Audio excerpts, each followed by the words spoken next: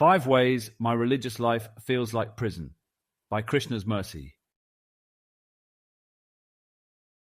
Vatsan munchan kvachit samaye krosha sanjatahas steyam swadvatyat dadhipe kalpite steya yoge markan bhokshan vibhajati sachennati bhandam bhinnati dravyalabhe sagraha kupito yati upakroshya tokan.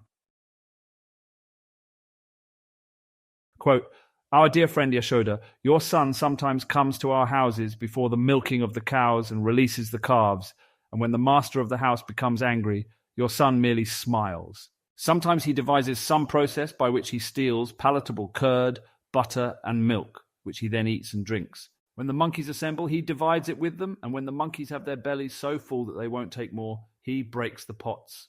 Sometimes, if he gets no opportunity to steal butter or milk from a house, he will be angry at the householders, and for his revenge, he will agitate the small children by pinching them.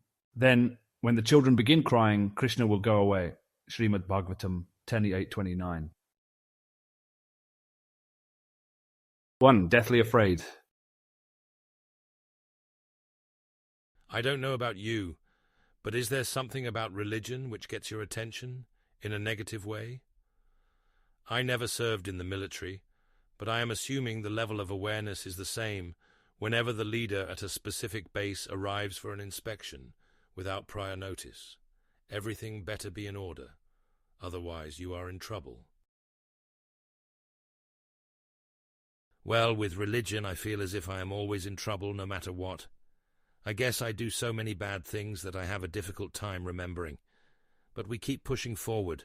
We move on as a family. I deal with the fear. I am not happy to be sitting in the pews, but don't ever tell anyone. If they accuse me of it, I will say that you are lying. 2. Admitting your crimes. You hear these stories on the news that end with the words, "The thief was later apprehended." That means that the authorities were able to locate the suspect in the crime. Sometimes the conclusion is the suspect turned themselves in. This last one really appeals to me, because it is how I feel when visiting the house of worship. It is like I am turning myself in. For what exactly? I am not sure. I know I did some bad stuff this past week. I am a sinner, after all. I have to go there to sit with the priest who is on the other side of the partition and list everything off. For instance, I told my wife she looked fat in that dress. There was a $5 bill that fell on the floor in the store. I couldn't find anyone around, so I ended up pocketing it. I browsed some illicit materials online. I drank a diet soda. Hey, wait a second. Why am I telling you any of this? I should save this for my weekly visit. 3. Begging for pardon. We show up to this place, which is supposed to be the house of God, lay everything on the table, and then hope that we won't get in trouble. We are supposed to beg for forgiveness. Something about it doesn't sit right with me. It is like these people on the other side have managed to rig the game. They are collecting all of this compromising information on people. How do we know they won't use it against us in the future? How do we know they won't exploit our vulnerability?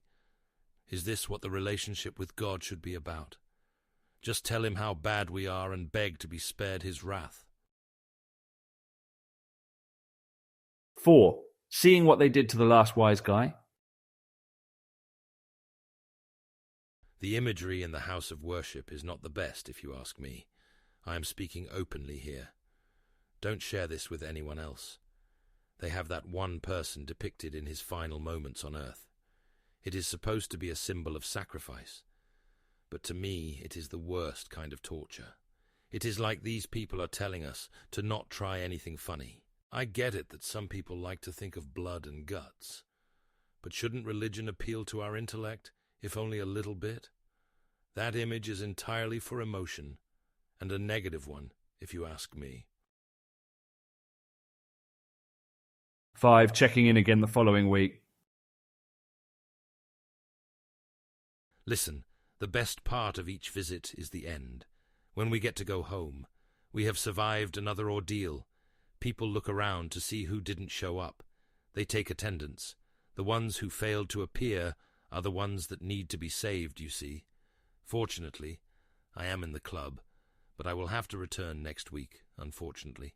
It is like we are on this work release program, where we get to live at home most of the time, but only if we check in with our parole officer at periodic intervals. The complaints from this hypothetical situation are legitimate and likely a contributing factor to dismissal of religion in general in regions across the world. If we have fun everywhere else, in associating with friends, family, colleagues, children, and the like, why should the joy be absent in the relationship with someone who is supposed to be our eternal companion? If he is our saviour, why is the experience with him full of dread and misery? With respect to checking in with a review panel once a week to go over the blemishes from the recent past, it should be understood that the Supreme Lord is already all-pervading. The Sanskrit name of Vishnu both symbolizes this truth and explains it. As Vishnu, God expands himself to reside in the heart of every human being, of every living being, in fact. He is a constant companion. He is the witness inside Antaryami. There is nothing that he misses.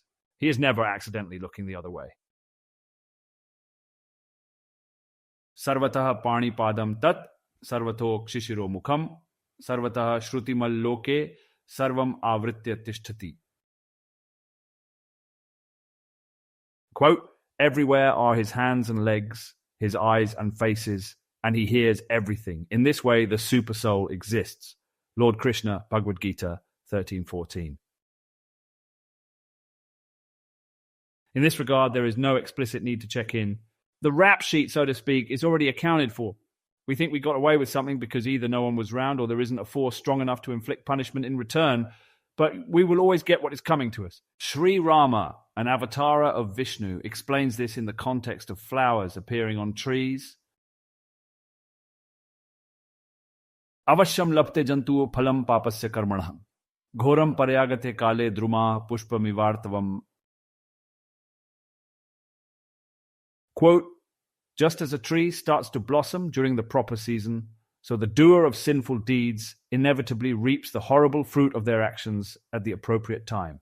Lord Rama speaking to Kara, Valmiki Ramayana, Aranyakand 29:8. To fear God is to come closer to him. To fear God is to acknowledge his presence, his oversight, and his ability to punish. To fear God is to believe in him. At the same time, to only fear God is to not know him very well.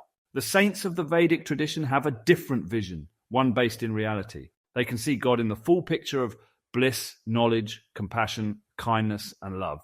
They can see this vision all the time. Rather than check in once a week, they keep this vision with them constantly, from morning until night, while working or resting. Rather than begrudgingly visit a house of worship that feels like a prison for the purpose of coming clean with an officer, these saintly people constantly remember Vishnu as Sri Krishna, who is the greatest thief of them all.